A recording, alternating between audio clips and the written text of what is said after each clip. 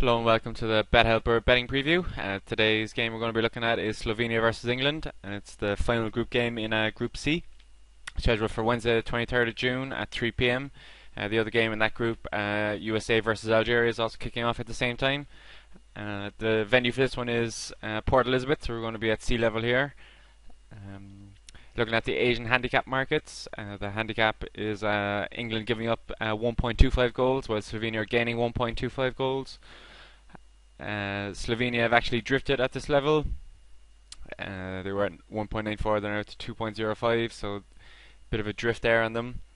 Meanwhile, England are actually shortening. They're at 1.90 from 1.96. The unders and overs markets. The over 2.5 goal market is actually shortening a bit. It's coming to 2.02, so it still expecting unders, but it is coming in. Looking at the bet exchanges, Slovenia's odds are shortening slightly. They were at 8.88 earlier, they're now at 8.6, so a bit of support for them. The odds for England at the exchanges are 1.48. They've been flat at that rate for a while now. The draw comes in at 4.7. That's also been flat for the last number of hours and days. The overs market, the over 2.5 goal market, is actually drifting at the moment. It's at 2.12, coming from 2.1, so a bit of a drift there in that one. In terms of percentages matched at the betting exchanges, at the moment there's 1.1 million match at the betting exchanges for this game. No surprise here to see that England have a commanding lead in terms of support. There's 86% of that market is being matched on England. The draw is coming in at 6% and Slovenia comes in at 8%. So people are favouring Slovenia over the draw there in that one, and England obviously being the overriding favourite. In terms of the overs market, over 2.5 goal market has 29% of the market, so the unders they're taking 71%. Looking at the bookies have had Slovenia flat at 7.5 for the last couple of days. They also have England flat at 1.44, while the draw is flat at 4.5. The over 2.5 goal market is actually shortening at the bookmakers. It's at 1.95 at the moment, so bit of action there on that one. In terms of form, Slovenia are in excellent form. They've a recent record of 4 wins, 1 draw, 1 loss.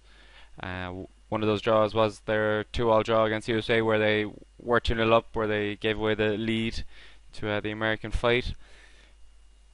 They also beat Algeria 1-0 in their opening game, something England failed to do, so they're by no means slouches.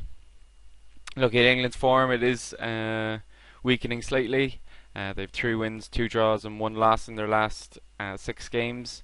They've drawn their opening 2 games, 0-all against Algeria and 1-all against the United States. They actually met in friendly last year. England won a 2-1 winners there at Wembley. In terms of streaks, if England win, they will secure a place. If Slovenia draw, they will secure a place in the last 16. So both teams fighting for something there in that one. England failed to win the last 5 first-round games versus European opposition. So in the World Cup, when they faced a European team in their last group game, they have failed to win. In 1990, they reached the semis despite drawing their opening games 0-all and 1-1. So a bit of a pattern there with that one. They've drew their final game of the group stages in 2002 and 2006. So a bit of a pattern there on that one. Slovenia have only lost 1 in 9 since that friendly loss to England in 2009, so they're in very, very good form at the moment. And a little stat here now on Wayne Rooney, he's got no goals in 10 hours of play for England at international level. So Wayne Rooney is particularly in poor form for England, and I wonder if his mind will be in the right frame of mind after his comments on the pitch against Algeria. In terms of rankings, Slovenia come in at 25th on the FIFA rankings, while they're 45th on the ELO rankings, and England are 8th in the FIFA rankings, while they rank 4th on the ELO rankings. So it should be a good game here. The referee for this one is Wolfgang Stark. He's from Germany. He actually refed the Argentina versus Nigeria game, which was the first game in Group B. He gave 2 yellows in that game, so he's a pretty lax ref. He's not too card happy by any stretch of the imagination. He's refed 85 international games. He's given 322 yellows, giving him an average of 3.79 yellows per game. A little bit higher than average, but again, it's nothing extreme. The average is up at 3.5, so we've seen refs with averages as high as 5.1 at one stage. He's given 18 red cards in his 85 international games, giving an average of 0.21, so that's about average as well. He's given 13 penalties in those 85 games, so that's given him an average of 0.15 penalties per game, so there's nothing too telling on that one. In terms of injuries, King is out for England, while Penick is out for Slovenia. In terms of goals scored in qualifying, England did very, very well. They had an average of 3.4 goals per game. They obviously did very well in qualifying, not losing a game and beating Croatia on 2 occasions.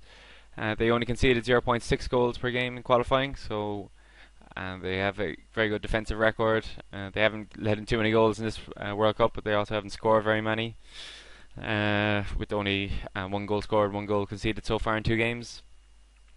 Slovenia have scored an average of 1.66 goals per game in qualifying, and they conceded an average of 0.5 goals per game in qualifying. They have beaten Russia in that playoff to get into this World Cup, so they are a very good side. They drew 2-2 with USA, and for large spells of that game they actually looked like the better side, whereas England struggled against the United States really. They also beat Algeria 1-0, where they deserved their victory. The probabilities, Slovenia in the computer probabilities comes in at 15%, so not much of a chance there, you'd imagine. England come in at 68%, so England are obviously heavy favourites for this one, and the draw comes in at 17%. If you compare these then with the implied odds based on the bookmakers available odds, you'll see that Slovenia have a 12% chance of victory, so again, not much hope there for them on that one. England come in at 68%, so if you compare that with the computer probabilities, that's actually bang on. So England are about fairly priced at the moment, and the draw comes in at 20%. So again, it's a bit higher than what the computed probabilities say, but again, that is to be expected with the bookmakers slightly cover themselves with the draw odds. In terms of suggestions, still very early days. There's only 1.1 million matched at the exchanges, so that's going to increase tenfold before kickoff, maybe even more given that it is an English game, so there will be extra support there from the English market at the exchanges. At the moment, draw looks like it's a good value. It's at 4.7. There could be a nice opportunity to trade that if it does remain goalless for a while. Slovenia and the Asian handicaps, again, if it does remain goalless, then Slovenia plus 1.25 looks like great value, especially given their performances so far and England's inability to perform. Obviously, if England turn it on, then they could get hammered. Slovenia could get hammered, but again, it doesn't really look likely, given their previous 2 games, where Wayne Rooney has looked a million miles off his form for Man United.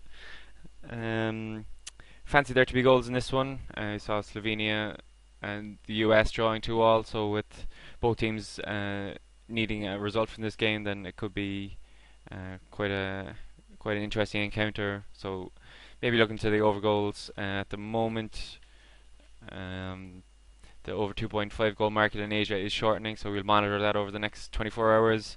If that changes anyway, we might end up going for the over 2.5 or the over 2 goal market, depending on the movements. So to get some updated analysis and tips on this game and every other game tomorrow, check out twitter.com/bethelper. Leave any comments below and any emails for suggestions or feedback to BetHelper.ie at gmail.com. So we're looking forward to tomorrow's games and the summation of Group C. So thanks for listening.